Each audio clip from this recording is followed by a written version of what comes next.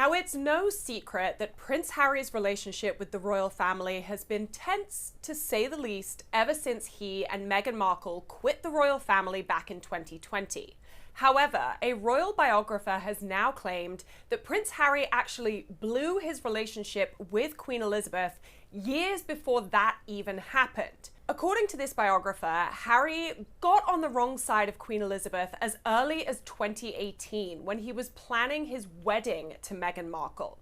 Now, it's been said that Harry irritated the Queen by effectively throwing aside years, if not decades worth of traditions, effectively refusing to follow all of the rules that every other royal groom and bride had had to adhere to over the years. Some of those offenses included Meghan refusing to reveal details about her wedding dress before she put the thing on. There was obviously a huge amount of speculation about who would design the gown, what it would look like, whether it was going to be a little bit risque as far as royal traditions were concerned. And now it seems like Queen Elizabeth may have had similar concerns in the lead up to that big day. Apparently, during these conversations about the wedding, Prince Harry was rude to the Queen for at least 10 minutes as they tried to hash out plans for his big day. Interestingly, Harry and the Queen were always known to have a very, very strong bond. The Queen and Harry always had a very similar and very cheeky sense of humor, so the Queen is said to have been left all the more concerned by the apparent change in Harry's behavior, believing that her grandson was weak and besotted and would effectively do anything in order to make Meghan happy, which, as it turns out, made everyone else in his family desperately unhappy. Harry also crossed a line, according to this biographer, by asking the Archbishop of Canterbury to conduct his wedding ceremony without going through the proper channels. The Queen is also understood to have had serious concerns over the dynamic between William and Kate and Meghan and Harry from the get-go.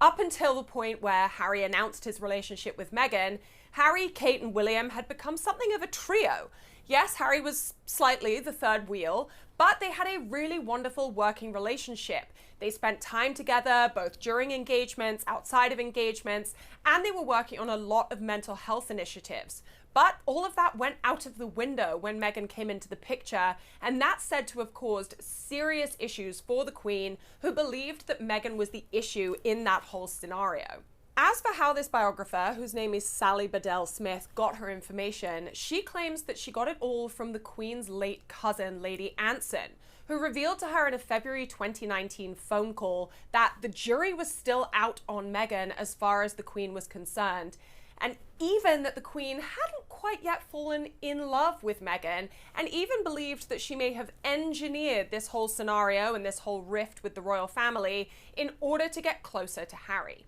It is really important to note that the Queen did take steps in order to make sure that Meghan felt as much a part of the royal family as possible. I don't think anyone could forget Meghan talking about that wonderful journey that she had with the Queen on a train, where the two of them got to bond and really got close to one another.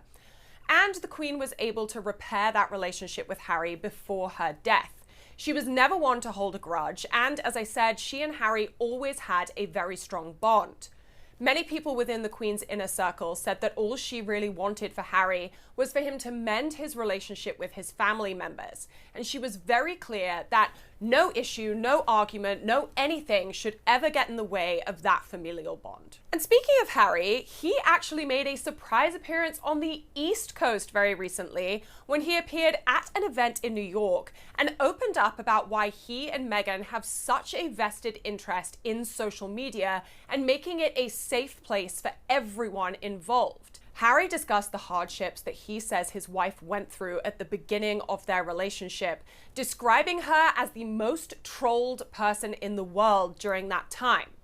Now, some of you who are keen royal watchers like myself may remember that when Harry and Meghan first started dating, Harry broke all royal protocols when he issued a press release, not only confirming that he and Meghan were dating, but effectively telling the world's media to back off his girlfriend, accusing several publications of trolling her, of criticizing her unnecessarily, and of even publishing articles that had a racist undertone.